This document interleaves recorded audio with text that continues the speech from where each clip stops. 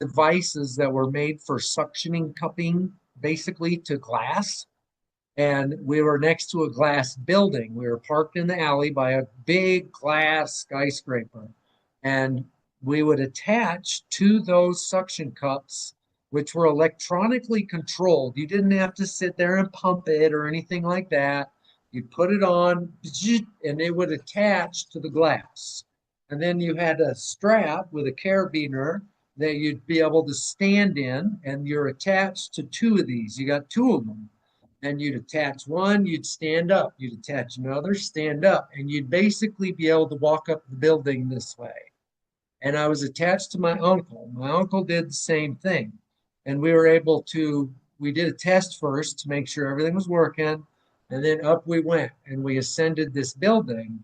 And it's a lengthy process, it's not super fast. So we go up this building, and I can remember getting up there, and we reached an area where it was a divide between two buildings, and we had to get across it. And this is where the pendulum jump was set up that we had been practicing in the Boise Valley. There was this big, great big sign up above on the wall of this giant building, and we were way above the city. I can remember looking down, and I wasn't afraid of heights in that personality at all.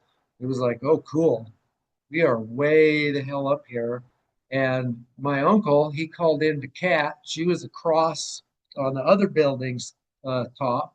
And he called into her, said we were over there. We'd reached that point. And then she came over to where we were. And the way it worked is you had an anchor point at each end. So we had an anchor point where we were, and she had an anchor point on her side. And there were ropes that were connected up above on this sign. And they were tied off right there. And you would swing and come up and land at that anchor point, and you'd set your anchor. Now you're here. You could release yourself, jump, and fall, and come back over to the other side and connect. Now you're anchored on that side. There's a very quick, efficient way to move from point A to B. And so we all did the jump, and that was quite a jump. That was a huge jump. And we jumped through that, and we landed on the other side. And when I landed, Emma, we had trained for it. When we had trained in Boise, I had landed wrong on one of the landings, and it had tweaked my back.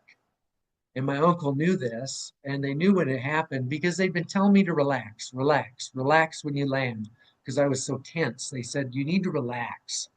And so I was too relaxed, and I strained it in